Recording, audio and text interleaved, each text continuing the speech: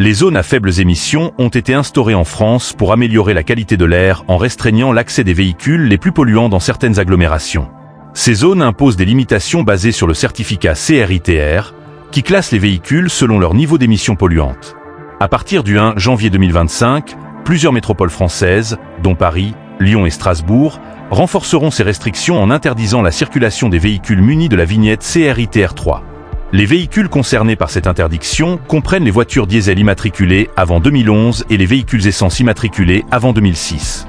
Cette mesure impacte une part significative du parc automobile français, représentant environ 14,3 millions de véhicules, soit 41% des voitures en circulation.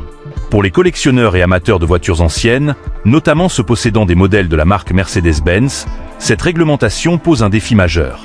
En effet, même des véhicules de prestige, tels que les Mercedes des années 1990 et 2000, se retrouvent interdits de circulation dans ces zones, malgré leur valeur historique et leur état souvent impeccable.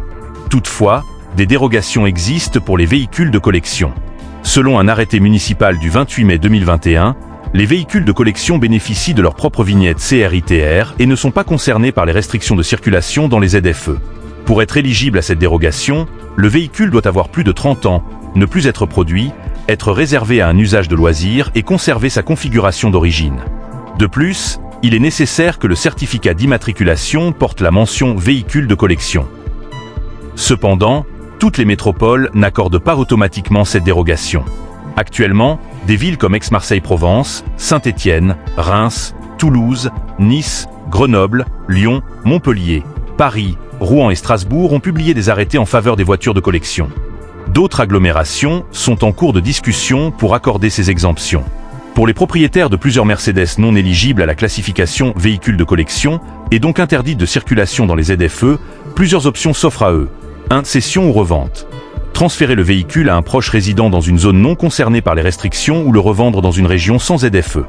2. Conversion du véhicule.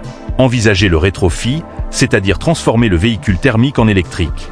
Bien que cette solution soit coûteuse, elle permet de conserver le véhicule tout en respectant les normes environnementales. 3. Demande de dérogation. Certaines villes offrent des dérogations temporaires ou permanentes pour des usages spécifiques. Il est recommandé de se rapprocher des autorités locales pour connaître les possibilités offertes. Il est essentiel de rester informé des évolutions réglementaires propres à chaque métropole, car les politiques liées aux ZFE peuvent varier et évoluer avec le temps. Pour les passionnés d'automobile, ces mesures représentent un défi, mais aussi une opportunité de repenser la place des véhicules anciens dans un contexte urbain soucieux de l'environnement.